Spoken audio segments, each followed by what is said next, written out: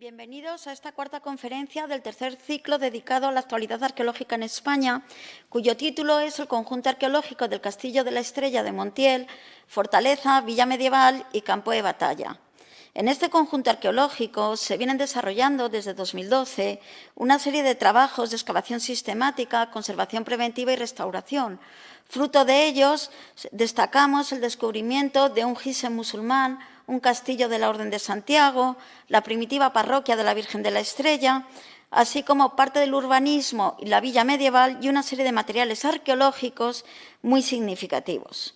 En los dos últimos años, las tareas se han centrado en el estudio arqueológico de la batalla de Montiel, en la que murió Pedro I en 1369 y que supuso el fin de la Guerra Civil Castellana y el cambio de dinastía. Para hablar de todo ello, agradecemos que aceptasen nuestra invitación a participar a nuestros ponentes Jesús Molero García, David Gallego Ruiz y Cristina Peña Ruiz, pertenecientes a la Universidad de Castilla-La Mancha y a la Fundación Castillo de la Estrella de Montiel. Don Jesús Molero García es arqueólogo y doctor en Historia, profesor contratado doctor en Historia Medieval en la Universidad de Castilla-La Mancha y codirector de la excavación arqueológica de este conjunto que hoy presentamos. Su actividad investigadora se ha centrado a las órdenes militares y la frontera y en la arqueología medieval y la cultura material de estas órdenes militares.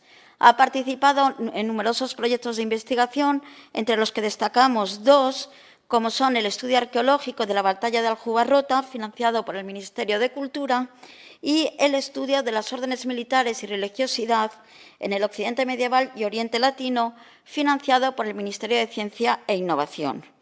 Cuenta con 55 publicaciones, entre ellas 7 son libros, y numerosas participaciones en congresos que, por su extensión, no podemos pasar a detallar. A continuación, David Gallego Valle, arqueólogo y doctor por la Universidad de Castilla-La Mancha, es codirector de este mismo yacimiento objeto de la ponencia.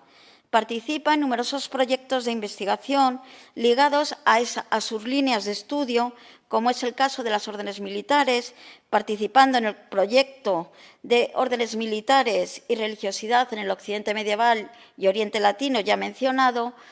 Otra de sus líneas sería la guerra, contribuyendo al estudio arqueológico de las batallas de Aljubarrota y de la batalla de Montiel y de la historia de la construcción en la Edad Media, destacando los trabajos sobre las fortificaciones andalusíes en la Marca Media junto a la Fundación Castillo de la Estrella de Montiel y la Fundación Cárdenas. Como arqueólogo profesional, ha dirigido numerosos proyectos de intervención ligados a la arquitectura medieval fortificada, como son los del Castillo de Uclés, Escalona o Miraflores en Ciudad Real, entre otros. Finalmente, Cristina Peña Ruiz, doctora por la Universidad de Castilla-La Mancha, es licenciada en Bellas Artes y diplomada en Conservación y Restauración en las especialidades de Escultura y Arqueología. Trabaja como responsable de conservación en la Universidad de Castilla-La Mancha en diferentes proyectos I+D+I. Como conservadora restauradora profesional, ha dirigido proyectos para la intervención en conservación arqueológica, como el que hoy nos ocupa, así como el Dolmen de Soto en Huelva o diferentes yacimientos arqueológicos en Castilla-La Mancha, como los de Uclés, Oreto, Ercábica o Noeda, entre otros. Asimismo, ha impartido ponencias en diferentes congresos nacionales e internacionales. A la Fundación Castillo de Estrella, de la que forman parte como coordinadores científicos y patronos, respectivamente, nuestros ponentes, la Asociación Española de Amigos de los Castillos les ha concedido la Medalla de Plata en 2017 y la Junta de Comunidades de Castilla-La Mancha la Medalla al Mérito Cultural en 2018 por sus labores de recuperación, investigación y conservación en el conjunto arqueológico que hoy les presentamos. Agradecemos nuevamente su participación a nuestros ponentes y les dejamos con esta interesante ponencia. Buenas tardes. Mi nombre es Jesús Molero, soy profesor de la Universidad de Castilla-La Mancha y codirector, junto con mis compañeros David Gallego y Cristina Peña, de las excavaciones arqueológicas en el conjunto de la Estrella de Montiel. En primer lugar, quiero agradecer al Museo Arqueológico Nacional, queremos agradecer, ¿no?, las 3 personas que he mencionado, al Museo Arqueológico Nacional, fundamentalmente pues, a su director, ¿no?, Andrés Carretero, al conjunto de técnicos y de funcionarios que han hecho posible este ciclo de conferencias, a la Fundación Palar, que también colabora en este evento, el que nos hayan invitado, el que hayan pensado en nosotros para presentar las novedades, los avances en la investigación en este yacimiento, en un yacimiento que, como van a ver ahora, pues ha cambiado pues muchísimo, ¿no?, en los últimos años, puesto que empezamos a trabajar en él en el año 2012, ¿no?, y en este poco tiempo hemos logrado pues, una serie de novedades desde el punto de vista de la investigación científica, pero sobre todo hemos conseguido rescatar del olvido este singular sitio, ¿no? Tengo que decir que las investigaciones que se desarrollan en este yacimiento pues están, digamos, financiadas y apoyadas desde el punto de vista institucional, tanto por la Universidad de Castilla-La Mancha como otros organismos públicos y privados, la Junta de Comunidades de Castilla-La Mancha, la Fundación Castillo de la Estrella, que enseguida hablaré de ella, principal promotor de los trabajos arqueológicos y de conservación en el sitio, el Ayuntamiento de Montiel y también pues, bueno, los proyectos de investigación del Ministerio de Ciencia e Innovación que codirijo y que que integran, ¿no?, también el estudio de la fortaleza en dichos proyectos. Bien, la presentación o la conferencia la vamos a impartir mi compañero, el doctor David Gallego, y yo mismo, aunque digamos que el trabajo es un trabajo en equipo, un trabajo colaborativo, y también participa la profesora y doctora Cristina Peña. Lo que vamos a hacer es empezar a hablar yo y a mitad de la conferencia, cuando empecemos a hablar de la batalla de Montiel, pues me sustituirá el profesor David Gallego, ¿no? La conferencia, por tanto, se va a estructurar en 2 grandes partes. Por un lado, lo que voy a hacer es presentar el castillo en todas sus fases y también en las áreas donde hemos intervenido. Y finalmente, pues haremos un repaso a lo que sería uno de los hechos históricos más significativos que tienen lugar en Montiel, que es la batalla que se produjo en el año 1369 y que llevamos investigándola desde el punto de vista arqueológico en los 3 últimos años.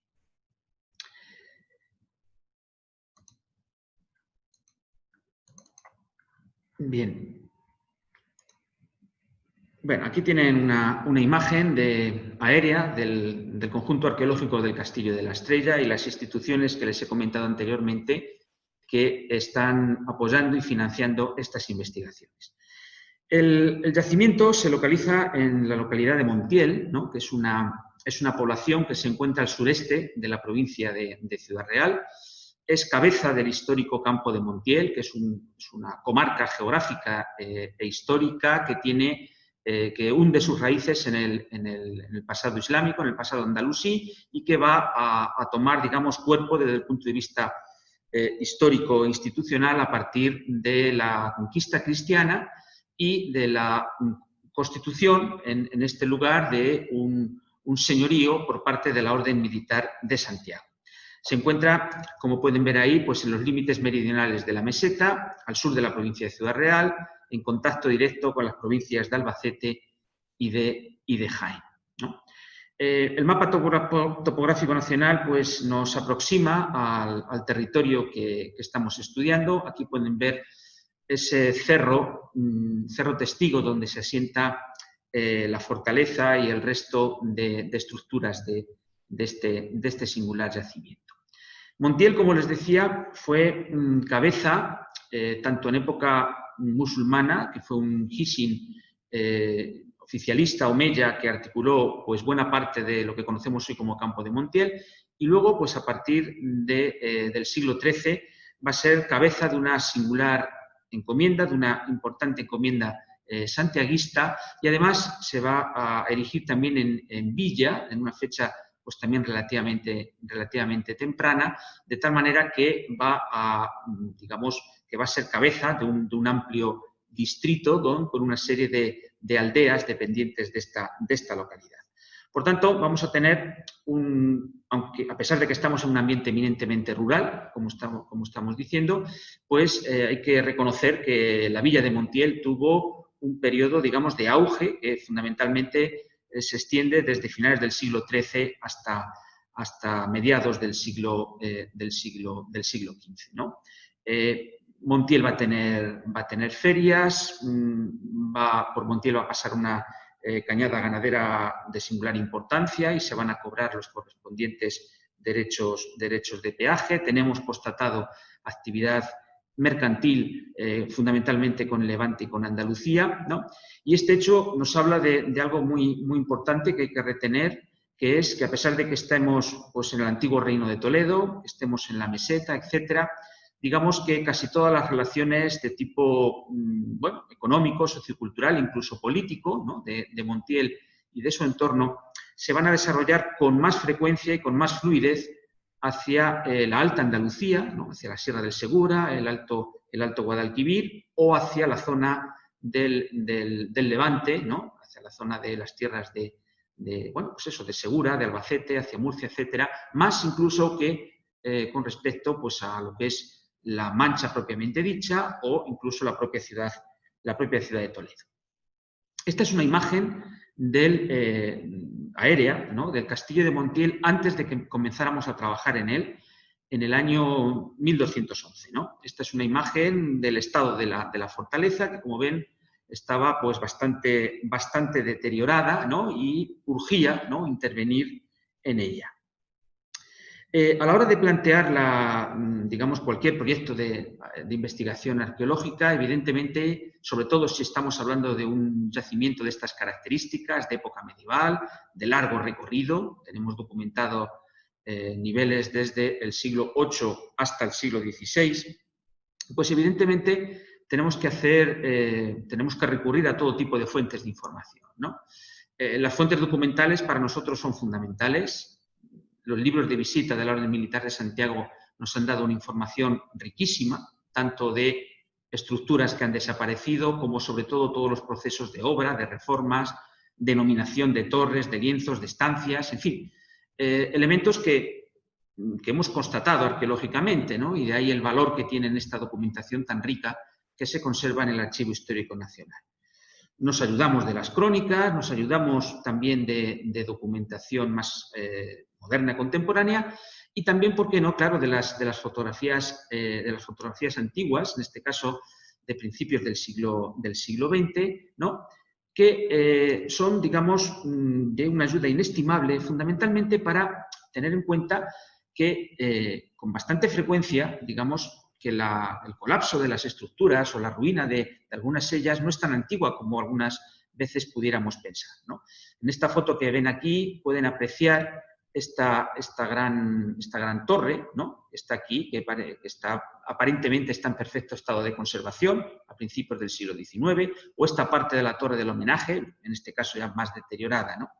Bueno, esta es otra imagen donde se ve más claramente la llamada Torre del Miradero, que tienen todo su frente meridional conservado, todos lo que serían los coronamientos de los muros están mucho mejor que nos lo encontramos nosotros, etc.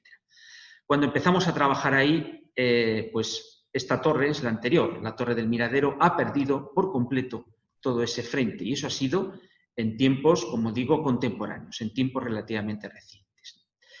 Bien, como digo, la ayuda de toda esta información nos debe servir no solamente para la investigación, la excavación, sino sobre todo para las labores de consolidación preventiva y restauración, que en el Castillo de Montiel son muy importantes, ¿no? En Montiel no excavamos nada más, no vamos más allá de lo que no podamos consolidar, ¿no? en esa misma campaña, ¿no? Por eso, pues, tenemos una conservadora, la directora de conservación, Cristina Peña, que trabaja fundamentalmente con obreros y alumnos de talleres de empleo, y nuestra máxima es esa, ¿no? Es conservar, restaurar, consolidar y, si es posible, musealizar y procurar que no se deteriore más el yacimiento.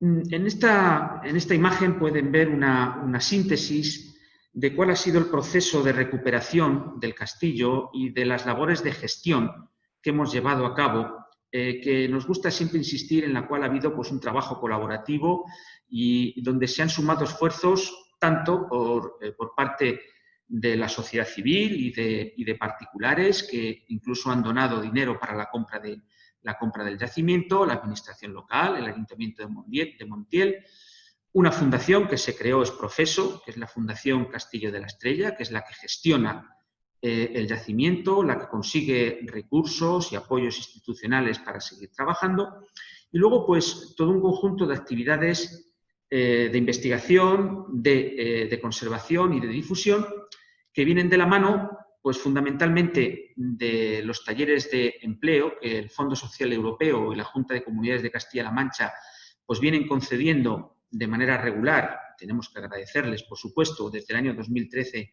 hasta el presente, y los proyectos de investigación que están acogidos institucionalmente en la Universidad de Castilla-La Mancha, que nos han concedido también tanto la Junta de Comunidades como el MINECO y actualmente el Ministerio de Ciencia e Innovación, un proyecto que tenemos de ámbito internacional con participación de profesores portugueses, de profesores israelíes y de la península ibérica, y que estudia las órdenes militares, la historia de las órdenes militares y en particular el patrimonio cultural generado por esas órdenes militares. Bien, si pasamos ya a lo que sería, digamos, la descripción del yacimiento y los distintos hallazgos que hemos recogido en estos años, ¿no?, de trabajo, desde el 2012 hasta el presente, tenemos que decir que nos encontramos no solamente ante un castillo, sino ante un complejo arqueológico, por eso lo hemos denominado Conjunto Arqueológico Castillo de la Estrella, porque aparte de la fortaleza, con sus diferentes fases, ¿no?, aparte de eso, vamos a tener, en primer lugar, un sustrato o un primer nivel de ocupación de época prehistórica, de la Edad del Bronce, que se encuentra bastante arrasado y muy perdido por la construcción posterior de la fortificación medieval. Tenemos los niveles, digamos, andalusíes, que los tenemos datados por radiocarbono desde fecha muy temprana, desde el siglo VIII, como les decía.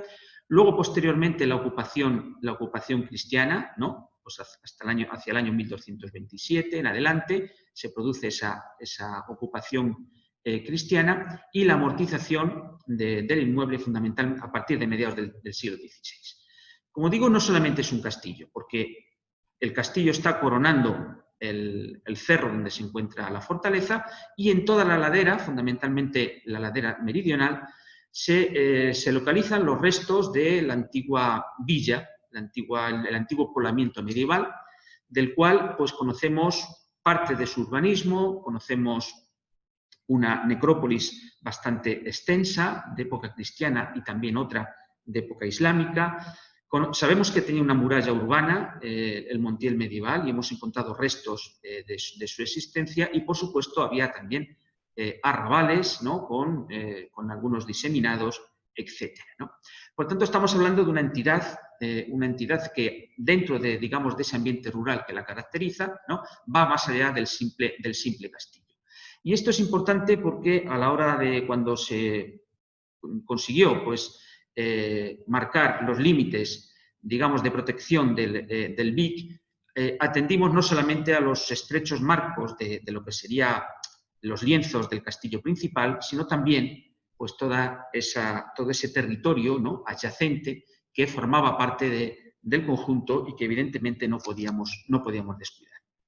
Aquí tienen una imagen, una reconstrucción virtual que la realizó nuestro compañero Jaime García Carpintero, que está basada en la información obtenida por las fuentes escritas, en la información arqueológica que hemos ido sacando también en estos últimos años, y que es, digamos, donde mejor se puede ver cómo era Montiel, en este caso en el siglo XIV. Bien, en esta imagen desde el frente sur, ¿no?, aérea, les voy a señalar los lugares donde hemos intervenido hasta el momento, ¿no? Esa sería la iglesia de Nuestra Señora de la Estrella, una iglesia medieval de la cual solo teníamos unas noticias pues bastante aisladas, ¿no?, en la documentación, porque cuando se cita ya es en el siglo XIII cuando se crea la parroquia, y luego ya en el siglo XV cuando ya tenemos noticias, a mediados del siglo XV, que estaba reducida a una simple ermita. Tuvimos la fortuna de encontrarnos con este hallazgo, ¿no?, con la iglesia pues sellada, intacta, y la verdad que ha sido muy gratificante excavar una iglesia medieval, ¿no?, porque digamos que responde a un patrón, ¿no?, que aunque bueno, es conocido por los historiadores del arte, pero las más de las veces pues los inmuebles, estas iglesias pues han tenido añadidos, reformas, etcétera, muy posteriores, y en nuestro caso tenemos una iglesia medieval intacta. Hemos excavado también, hemos localizado restos de esa muralla urbana que les comentaba anteriormente, que es el área 3 del sector 1 del yacimiento. Enseguida les explicaré un poco en qué han consistido estas excavaciones y los hallazgos. Hemos excavado a mitad de la ladera, pues buscando ese entramado urbano, etcétera, de la villa de Montiel, y lo que nos hemos encontrado son con unos niveles de época andalusí muy interesantes. Y, por supuesto, hemos trabajado también en la fortaleza, que tanto en los niveles cristianos como en lo que está por debajo, que es la antigua fortaleza de época islámica. Bien, en el caso de la muralla urbana, como les comentaba anteriormente, sabemos, grosso modo, cuál sería su recorrido, ¿no?, porque hay citas textuales que nos hablan que partía de la Torre del Homenaje, que iba rodeando la villa por la ladera sur, y que luego llegaba hasta pues una zona que bueno, es la zona del Albacar, ¿no? Lo que no conocemos con exactitud es, digamos, cómo era su fisonomía, su configuración arquitectónica, etcétera, etcétera, etcétera. En esta imagen pueden ver, digamos, la huella de lo que sería el primitivo camino de acceso a la fortaleza de Montiel, que no es el que se sigue actualmente, y que en parte también hemos podido rescatar en las excavaciones arqueológicas. Esta es una foto de la excavación de esta zona, de la zona de la muralla urbana, donde tenemos, por un lado, esa muralla de la villa. Hemos encontrado un largo lienzo, pero también los restos de uno de los torreones, como ven aquí, ¿no?, que se encuentra desmantelado en parte, que como ven tenía una planta pues en D, ¿no?, una planta semicircular muy interesante. Una muralla que tenemos constatada por estratigrafía que es cristiana, ¿no?, es del siglo XIII y seguramente ya a mediados del siglo XV estaba amortizada. Tenemos también un edificio que se adosa a la muralla en época bajo medieval, con enterramientos que no sabemos muy bien si es una especie de una ermita o un oratorio, ¿no?, porque debía tener una función religiosa, como les comentaba anteriormente. Porque en el interior de este lugar y en los alrededores hemos encontrado pues algún enterramiento, como ven aquí, datado por carbono 14 pues, a principios del siglo XV, ¿no?, y que todavía pues todavía no sabemos con exactitud si se trata de la misma necrópolis cristiana que les voy a enseñar enseguida, o se trata, digamos, de otra pequeña necrópolis asociada, ¿no?, a esta ermita u oratorio. Bien, esta sería digamos, la reconstrucción virtual de esta parte que les acabo de mencionar, ¿no?, bueno, un poco más idealizada en este caso, ¿no?, lo que sería la muralla urbana, con esos torreones de flanqueo, con el andamiaje, ¿no?, en el proceso de construcción, y la vista al frente del castillo que veremos enseguida. Desde luego, si hay un edificio singular, es la iglesia de Nuestra Señora de la Estrella, la iglesia de la Virgen de la Estrella, ¿no? Que, como digo, fue uno de los primeros hallazgos y que tenemos excavado pues, prácticamente en su totalidad y que va a ser protegido hay un proyecto actual en curso para crear aquí, al lado, lo que sería un centro de interpretación, ¿no? Y se va a musealizar convenientemente con participación del Ministerio de Fomento. Bien, la iglesia, como ven, tiene, pues es una iglesia que tiene una cabecera totalmente plana, lo cual es bastante inusual. Tiene 3 naves, una nave central más ancha que las naves laterales. Tengo que decir que la nave sur nos la hemos encontrado bastante arrasada por efectos de una máquina excavadora que actuó sin ningún control arqueológico, ¿no? A finales del siglo pasado, del siglo XX, ¿no? Y, por tanto, la mayor parte de los restos o de los niveles, digamos, típicamente cristianos, los hemos estudiado tanto la nave central como la nave norte. Alrededor de la iglesia y en su interior, como pueden ver, hay una extensa necrópolis cristiana, con enterramientos que van desde mediados del siglo XIII hasta bien avanzado el siglo XV. Esta sería la interpretación de las distintas fases constructivas de la iglesia, ¿no? De la parroquia. En rojo sería la primera fase, la cabecera, 1227-1200, mediados del siglo XIII, con un predominio de la obra en este caso en piedra, con bóvedas también en piedra. Luego, la segunda fase, donde hemos encontrado la huella estratigráfica, ¿no? del adosamiento de esta segunda fase, se corresponde con todo el desarrollo de la nave hacia los pies y que se extiende desde mediados del XIII a mediados del XIV y lo tenemos documentado fundamentalmente por estratigrafía y por radiocarbono, también en las fosas de fundación.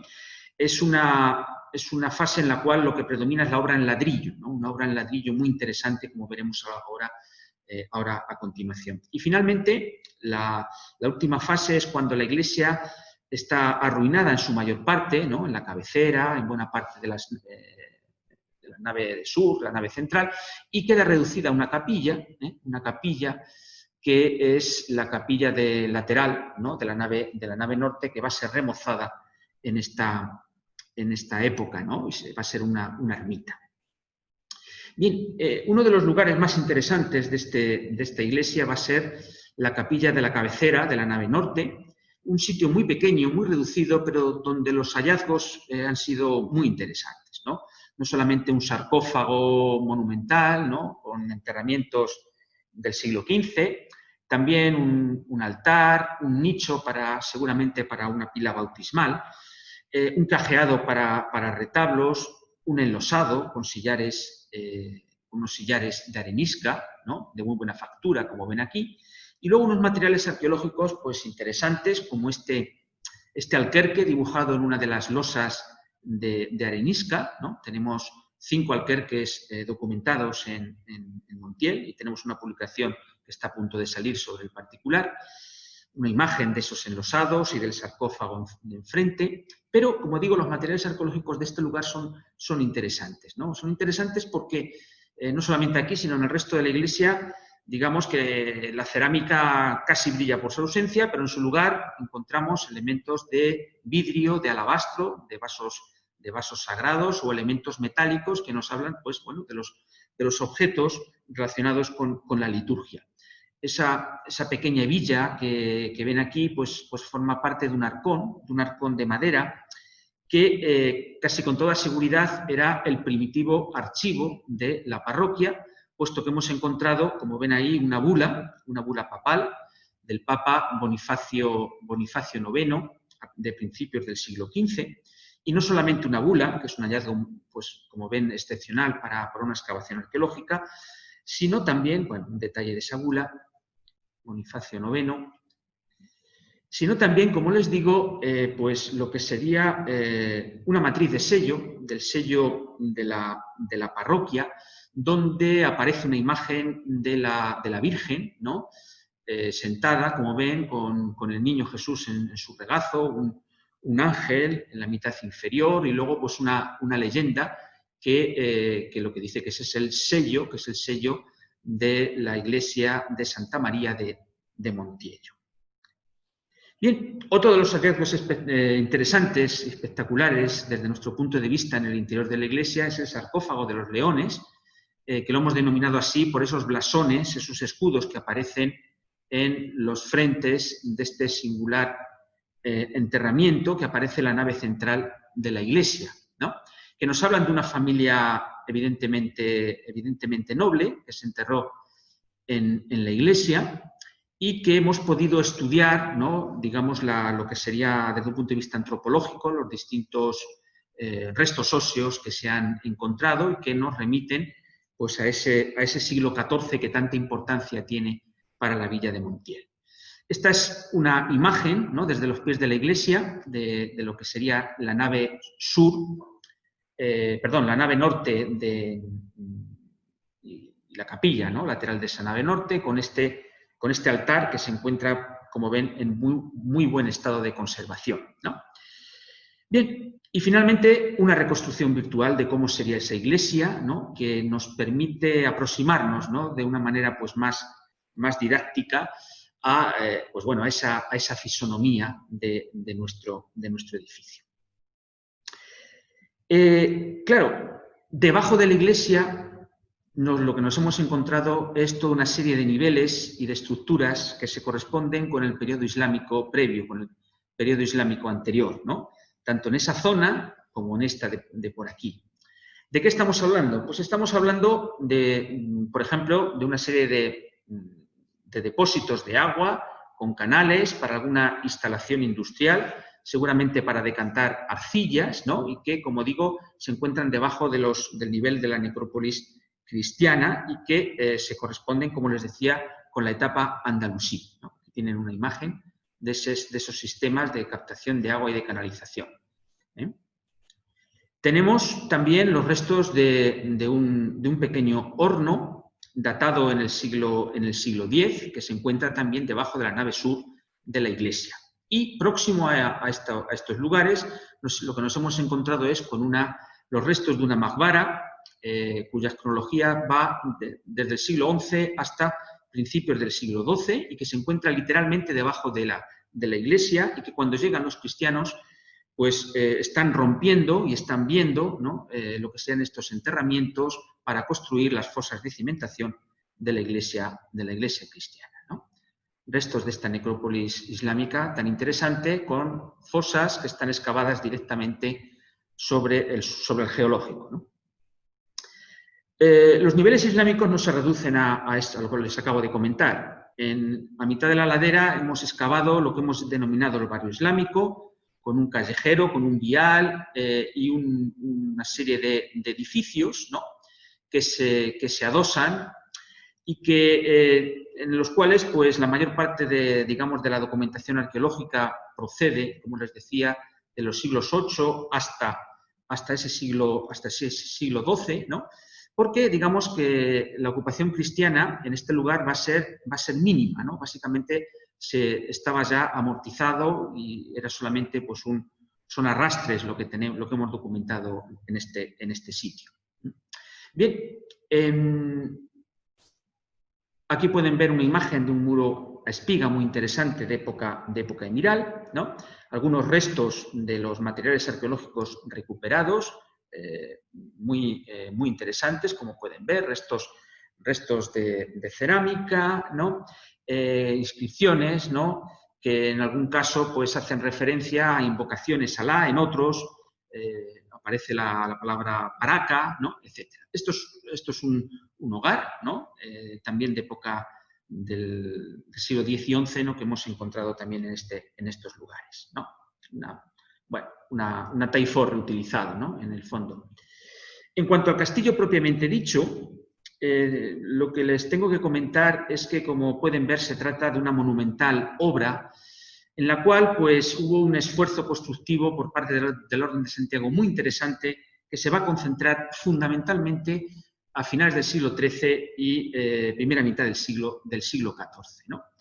Bien, en este sentido, pues el castillo pues, va a tener, por un lado, pues lo que sería la fortaleza cristiana, que, bueno, intento marcar un poco con el ratón, ¿de acuerdo?, que no es sino una pequeña parte de lo que sería todo lo que la fortaleza musulmana, que iría, digamos, por esa otra línea, ¿no?, de tal forma que el antiguo Hisin islámico va a ser reutilizado, ¿no?, como barbacana o como antemuro por los cristianos, y luego en el interior y sobrelevado, pues la Orden de Santiago lo que va a hacer es construir el castillo, el castillo que vemos, ¿no?, prácticamente hoy en día. Bueno, aquí tienen las distintas partes de ese castillo. Como les digo, hay una barbacana y un muro y un antemuro que giran y que rodean toda la fortaleza, salvo en la zona de la Torre del Homenaje.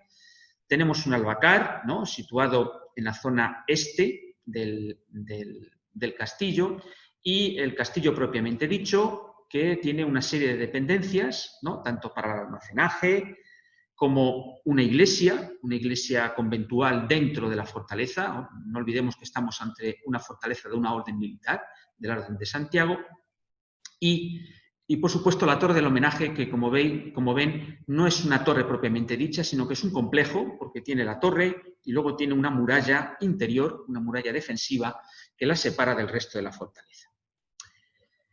Una imagen del castillo aérea. Lo que sería todo el trabajo que hacemos de lectura de paramentos y de estudio previo a lo que sería las obras de consolidación preventiva, en este caso en el frente sur del castillo. Esta sería la zona este de la fortaleza, donde se ve la obra en tapia también es importante en nuestro lugar, y aquí pueden ver una torre de época almohade, ¿no?, la llamada Torre del Gallo, pero a su lado también tenemos otras fábricas de época taifa almorávide. La huella andalusí se percibe en esas torres de la barbacana o del albacar, pero también lo podemos ver o lo estamos encontrando en el interior de la fortaleza. En concreto, en esa zona donde hemos intervenido recientemente, ¿no?, precisamente el año pasado, nos ha parecido, por un lado, pues una muralla, una fuerte muralla de época omeya, ¿no?, y en el interior, pues una serie de estructuras de época almohade, y finalmente, pues todo este espacio va a ser colmatado por los cristianos, ¿no?, y esa la flecha que está señalando esa colmatación, para aterrazar y para poder construir encima la fortaleza de la que les hablaba. Aquí tienen un detalle de lo que sería el interior de la muralla omeya, ¿no?, con esos revestimientos que se conservan en bastante buen estado, ¿no? Bien, adentrándonos ya a la fortaleza propiamente dicha, digamos que uno de los lugares más significativos de la misma, de la fortaleza santiaguista, van a ser la Torre del Homenaje, ¿no?, en esta reconstrucción virtual se aprecia muy bien, la iglesia, que estamos en proceso de excavación este año, el complejo de la Torre Puerta, la torre de la entrada, y todo un conjunto, digamos, de albacenes, de caballerizas, etcétera, que nos citan las fuentes documentales y que daban servicio, digamos, a lo que sería la encomienda, la sede de la encomienda de la Orden Militar de Santiago. Esta última torre es seguramente la primera torre del homenaje que tuvo el castillo. Bien, uno de los trabajos más interesantes que hemos acometido en los 3 últimos años ha sido la excavación de la llamada Puerta del Hierro, que como ven se encontraba pues totalmente arruinada o oculta, mejor dicho, por los escombros. Se trata de un sistema de acceso muy complejo y muy interesante que pueden visualizar mejor en esta reconstrucción virtual, ¿no? Cuando se llegaba a la llamada Puerta de Cuero, en esta torre, ¿no?, que está todavía por excavar, se pasaba a través de la liza y se llegaba a este gran torreón, a esta torre puerta, que lo describen los libros de visita como la Torre de Hierro. Una torre que es muy interesante y sobre todo los sistemas de codo y recodo, ¿no?, que cobijan en su interior, y alguna sorpresa como un pozo trampa que hemos encontrado. Este es el estado de esta zona. antes de la excavación, en proceso de excavación, la rampa interior escalonada que daba acceso al castillo, ¿no?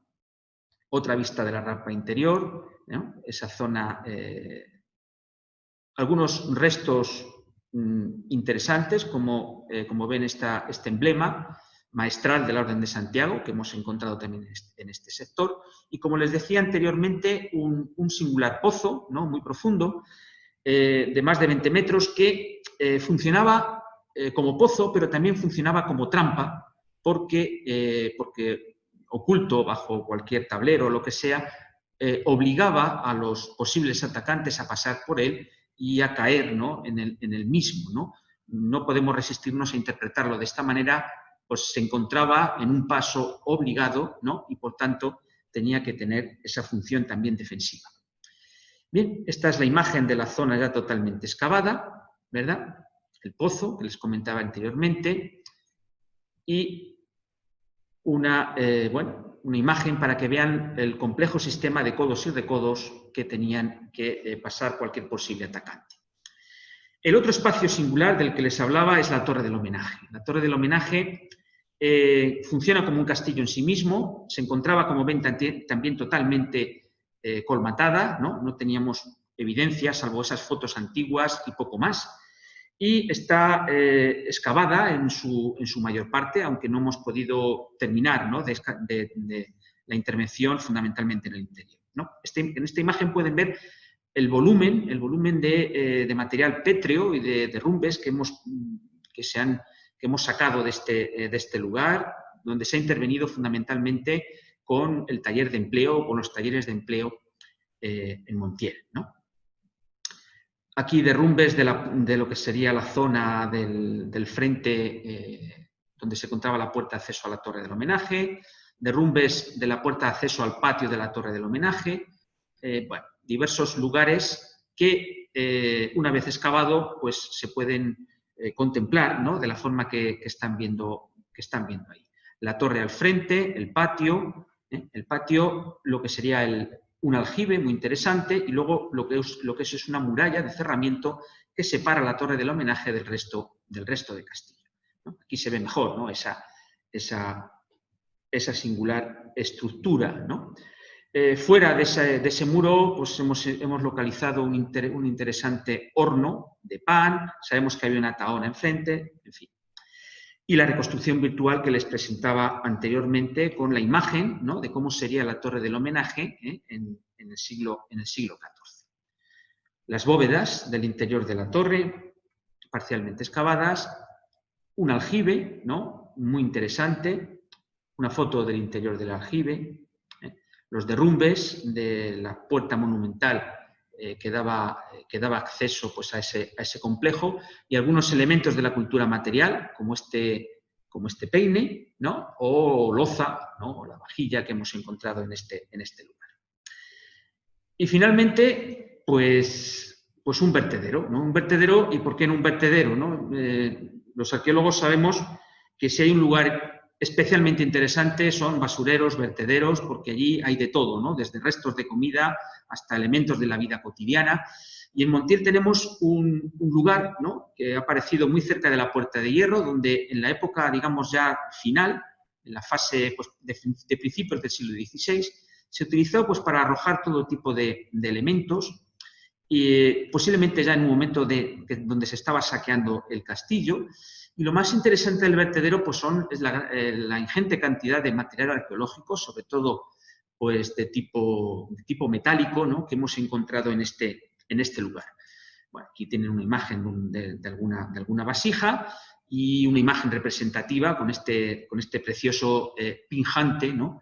Que, pues bueno, para que vean algunos de los ejemplos que podemos poner aquí. Bien, como les decía anteriormente, si por algo se le conoce a Montiel es porque fue el lugar donde se desarrolló la batalla de Montiel en el año 1369 y donde murió Pedro I.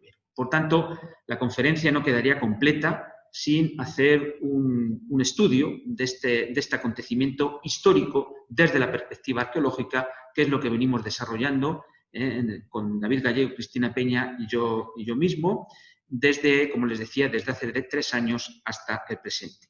Les dejo con mi compañero David Gallego para que les explique con más detenimiento este proceso. Por mi parte, muchas gracias.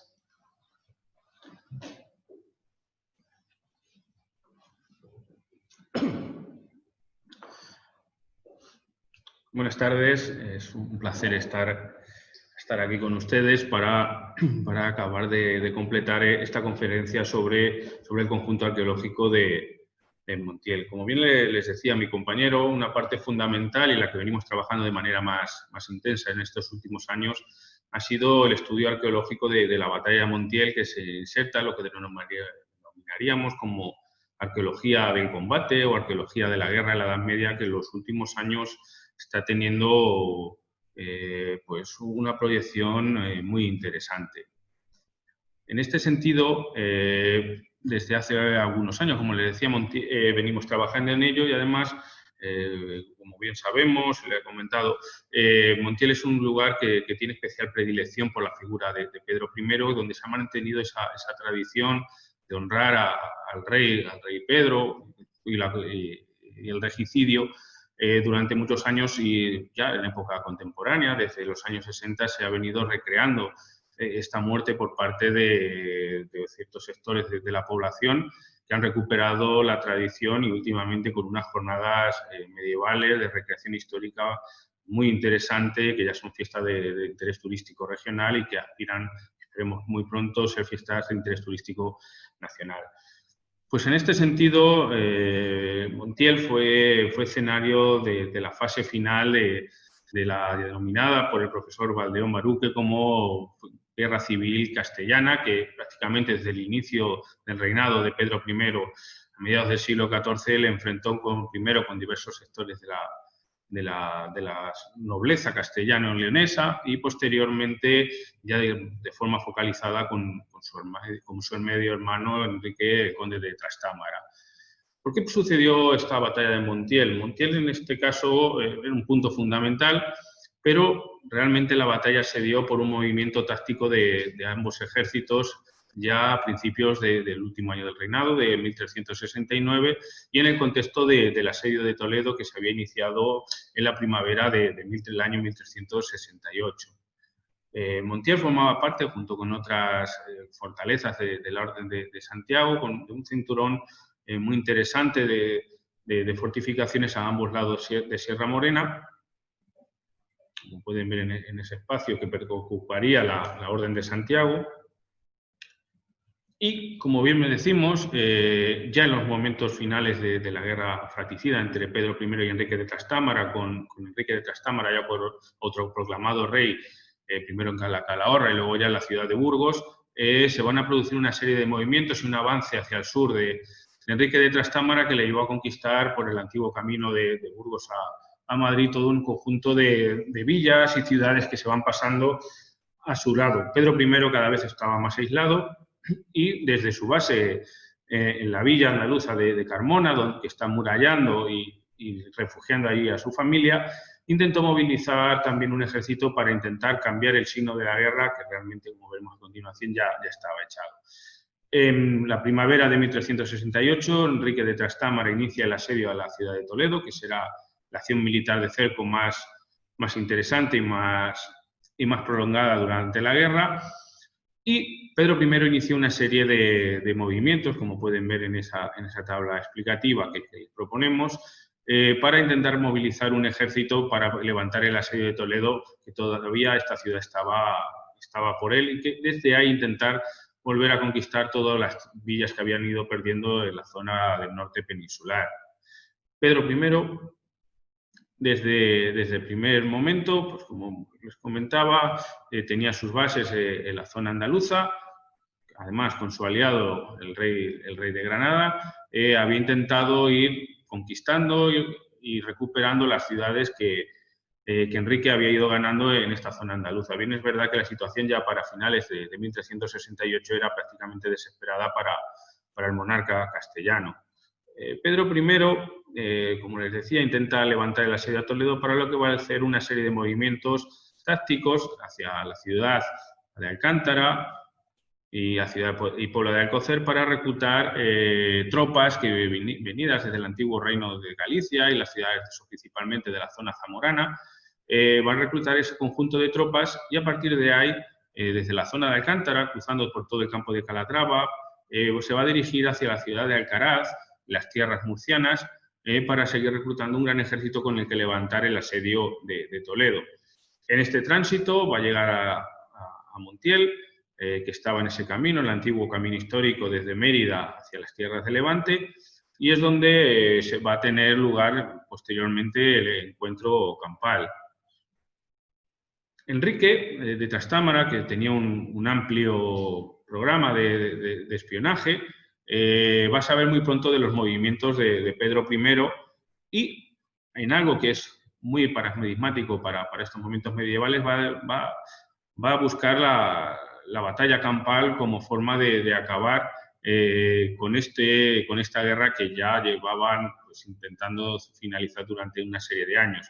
Rápidamente, Enrique de Trastámara, con un conjunto de tropas, principalmente de a caballo, ya que gran parte de su ejército de infantería lo va a dejar todavía en el asedio de Toledo para no malograr lo que han ido consiguiendo durante años, va a poner rumbo hacia el sur y además en Orgaz convoca a consejo y se le van a unir las compañías de mercenarios franceses al frente de Beltrán de Guisclin. Son tropas muy, muy importantes. Con Enrique van a viajar la mayor parte de las órdenes militares con sus mesnadas, también caballeros de la nobleza cordobesa, sobre todo tropas de a caballo, y que poco a poco y en un tiempo récord van a cruzar el campo de Calatrava y se van a dirigir hacia Montiel en busca de Pedro I. Pedro I sabemos que en la noche del 12 al 13 de marzo estaba ya en el castillo de Montiel y la villa, y además en toda la gran parte de su ejército tuvo que repartirlo por las aldeas cercanas ya para que pudieran abastecerse. Todo no informado de la presencia cercana de Enrique de Trastámara fue un error fundamental desde el punto de vista táctico, ya que le costará perder la batalla que se dará al día siguiente. Como sabemos, en la noche del 12 de marzo de 1369, los vigías que estaban situados en la torre del homenaje del castillo de Montiel vieron una serie de fuegos en la zona del Valle del Jabalón, por donde podían venir, según Pedro I, tropas leales ahí que venían retrasadas del ejército, pero aún así va a mandar una serie de vigías de una vanguardia de exploradores para ver qué eran esos fuegos. Los estudios de visibilidad que hemos realizado en el entorno del castillo de Montiel, la crónica se nos cita que los fuegos se veían en torno a un par de leguas, y esa visibilidad del castillo solo se producía en el entorno del Valle de Jabalón.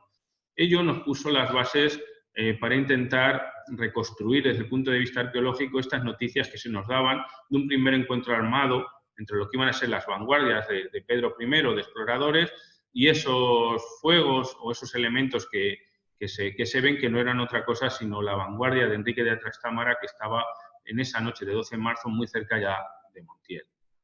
Esto es un mapa de las distintas aldeas que se sitúan en torno a Montiel, así como de los pasos que tenemos en el vado del Jabalón y que serán testigos de este primer encuentro armado, como ven, situado en ese punto.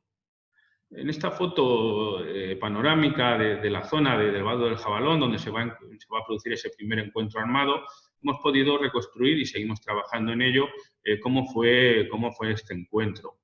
Esto es lo que nos dicen las crónicas, que las gentes que el rey don Pedro enviara al camino donde parecían los fuegos, tornáronse diciendo como el rey don Enrique los suyos venían muy cerca. En el fondo estaría la villa de Montiel, este camino de Mérida a Levante que venimos comentando. También en esta zona se encuentra el camino hacia Toledo desde la villa de Montiel, y un camino fundamental por esa toponimia, como es la senda de los huesos, y que creemos que está relacionada con este primer encuentro armado. Aquí estaría situado la zona del vado, donde hemos realizado prospecciones arqueológicas desde el punto de vista más tradicional, pero también con equipos geomagnéticos, y que nos están permitiendo localizar armamento, así como elementos de utillaje que pertenecen a este momento histórico. También la presencia de un puente cercano, y en este espacio donde creemos que se desarrolló ese primer encuentro armado. A partir de ese momento los acontecimientos se precipitaron y se produjo la batalla campal en el entorno de la villa de Montiel. Enrique II venía, como hemos comentado, con una amplia hueste formada por caballeros de la Orden de Santiago, la Orden de Calatrava, milicias concejiles, diversos tipos de nobles, las compañías blancas francesas, en total unas 3.000 lanzas y jinetes y muy pocos peones que debían haber quedado en el asedio de Toledo, mientras que Pedro I contaba con una serie de milicias concejiles, principalmente de la zona andaluza, tropas zamoranas, milicias de las alcamas judías, portugueses, nazaríes y un contingente de ballesteros genoveses. En total, unas 3.000 lanzas y 1.500 jinetes moros, peones y ballesteros. Bien, es verdad que Pedro I no pudo reunir a las tropas para hacer frente a las tropas trastámaras debido a que las tenía diseminadas por el entorno. El lugar del encuentro lo hemos localizado entre el Castillo de la Estrella y el cercano Castillo de San Polo, una antigua fortaleza de asedio que se construyó y que está situado en el valle que hay en el entorno de Montiel. La disposición, según nos narran las crónicas, fue con las distintas órdenes militares, las distintas caballerías de órdenes militares al frente, también las compañías blancas francesas, y mientras que Pedro solo pudo formar parte de su infantería, así como las tropas nazaríes que se desplegaron en una de las alas.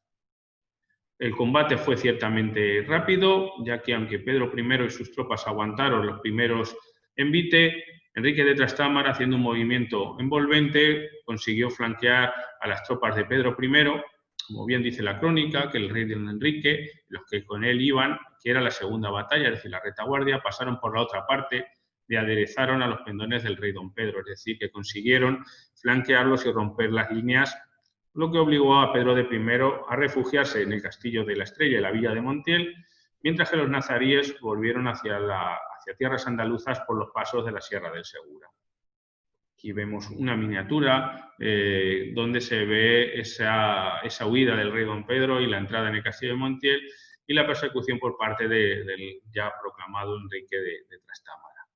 El estudio material de la batalla ha consistido en una serie de trabajos, del análisis arqueológico de las crónicas, del estudio de la cartografía histórica, del uso de las nuevas tecnologías, muy variadas, con dron, LIDAR, SIG, la prospección arqueológica a diversa escala, la prospección electromagnética, queremos dar las gracias a los compañeros que están trabajando con nosotros, y una serie de estudios antropológicos de los restos de enterramientos que estamos documentando en el interior del castillo. Pues aquí pueden ver alguna imagen de esos trabajos de prospección con los alumnos de la Universidad de Castilla-La Mancha, barriendo el espacio del campo de batalla, y como pueden ver donde hemos localizado pues algunos elementos. Aquí pueden ver un fragmento de una espada corta, algunos virotes de ballestas y puntas de flecha, algunos elementos relacionados con cuchillos y dagas que se fragmentaron durante la batalla, algún virote de ballesta,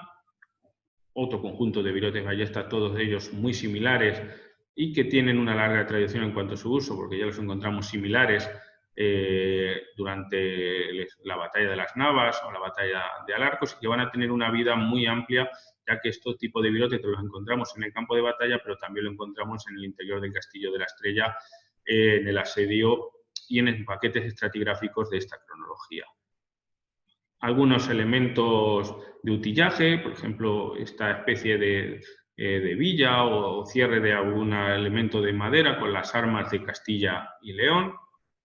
Y unos elementos muy interesantes que nos están permitiendo reconstruir el movimiento de la caballería, como son una serie de tachuelas que formaban parte de herraduras, las típicas herraduras de cabeza de clavija de violín, y que hemos podido recuperar en un número muy elevado. Aquí podemos ver que han sido ya estudiadas por otros compañeros, sobre todo de Villaria, como por ejemplo Rodríguez Morales, y que asimilamos a la caballería que se está moviendo durante la batalla. Aquí pueden ver algunas de las herraduras o algunos de estos clavos de cabeza de violín que sabemos que encajan perfectamente y que hemos podido recuperar tanto en el vado como en el campo de batalla y también en lo que será luego el campamento. Algunos mapas de dispersión de estos hallazgos, o las mapas de calor, y que nos están permitiendo estudiar el movimiento de la caballería durante la batalla. Y, como bien decíamos, tras la batalla y refugiarse Pedro I en el castillo de Montiel, se va a producir un asedio que va a durar del 14 al 23 de marzo.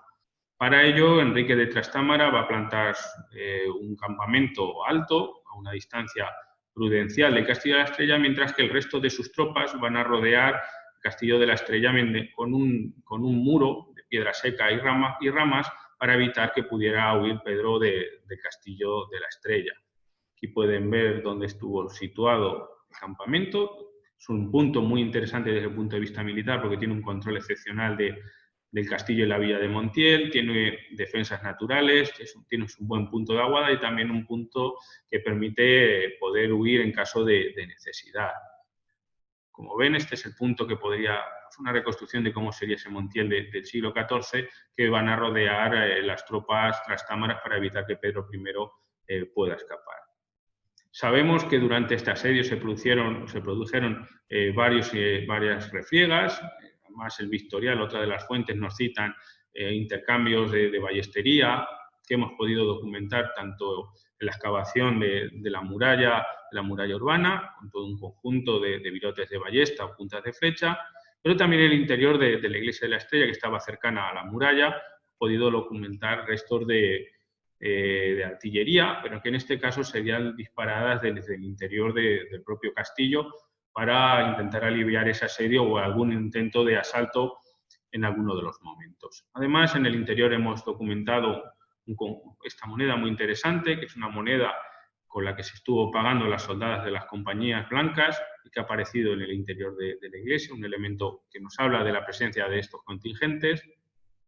Y además algunos estudios antropológicos de algunos enterramientos que hemos podido datar en el momento del contexto de la batalla y que aparecen con muertes traumáticas por armas, como podría ser la presencia de aquí de una especie de virote de ballesta o punta de lanza que atravesó el cráneo de esta persona.